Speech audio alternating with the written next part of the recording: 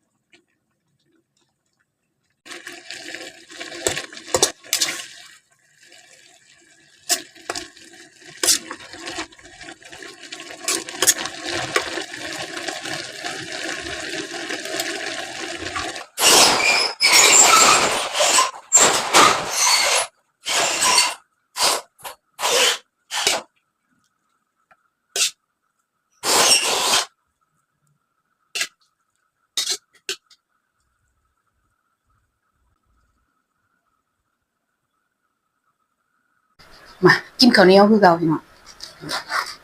กินข้าวเหนียว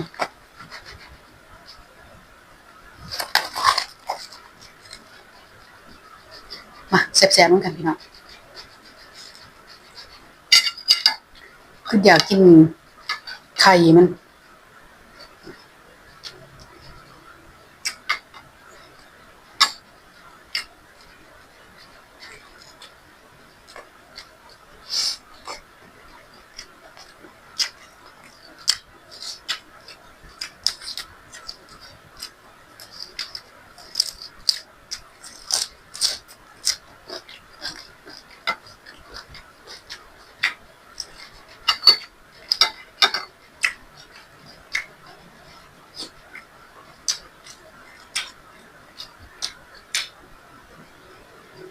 แกงซีเผ็ด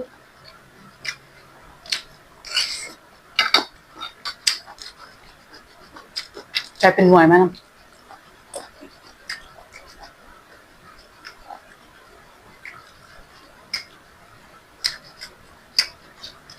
อ๋อกาแฟ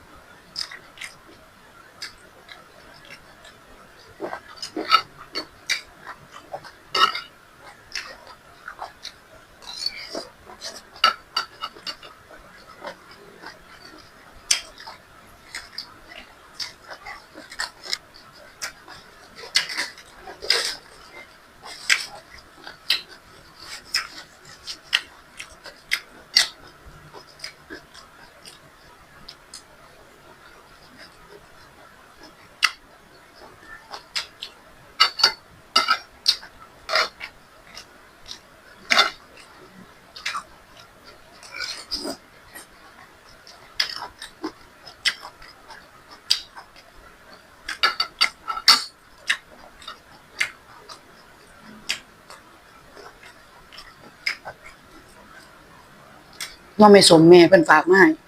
ฝากมาแต่ไต้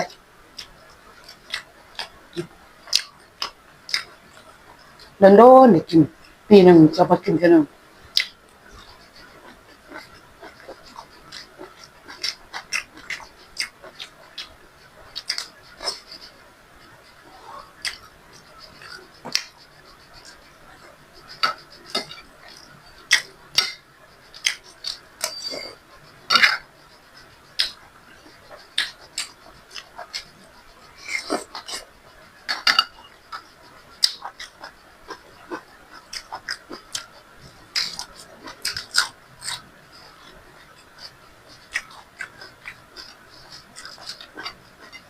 แกงกับปลาหอมเปย์เข้ากันไหนพี่น้องปลาหอมเปย์ปลาหอมจืดผักชีไว้เรื่อย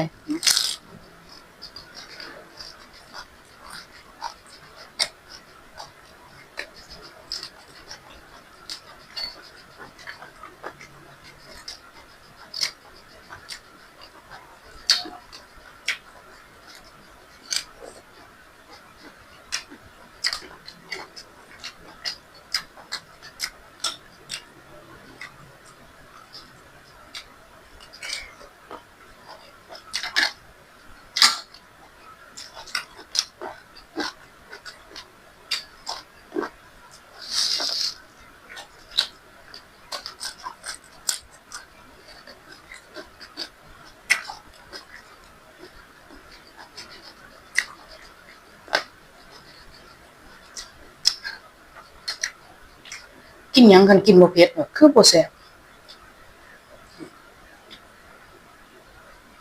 คือบ่อิ่มนี่น่ะก็กินเผ็ดๆคัก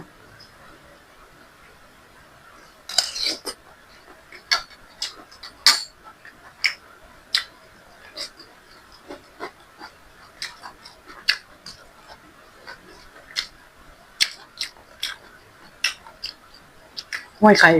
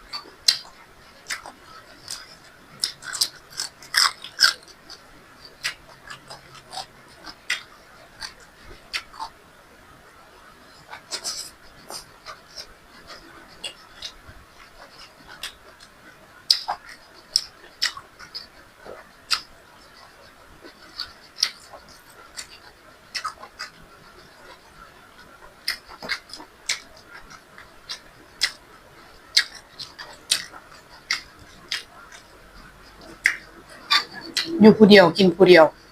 อยากหยังก็เฮ็ดกินออกตลาดมา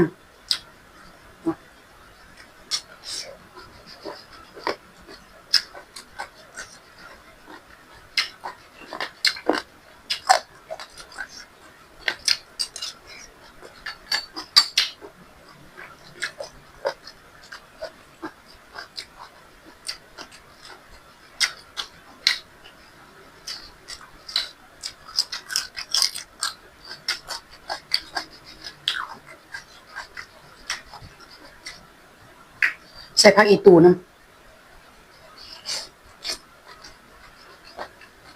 ำหอม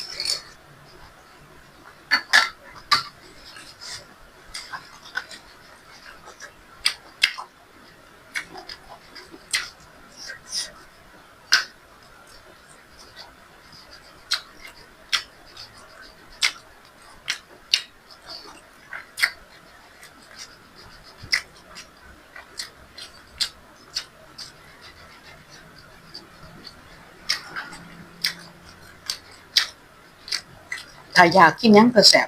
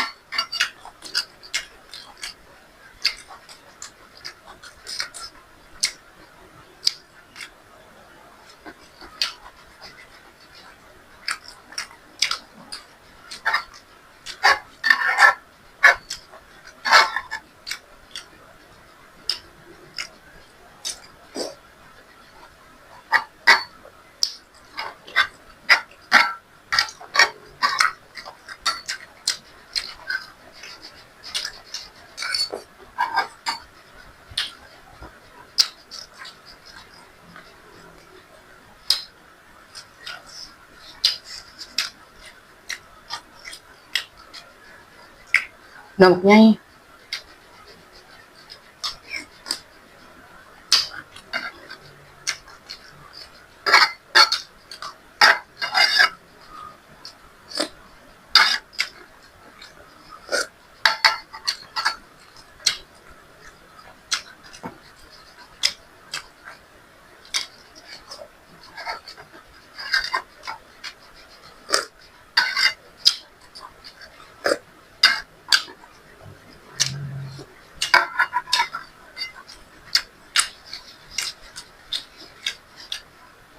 กินหยังก็แซ่บช่วงนึง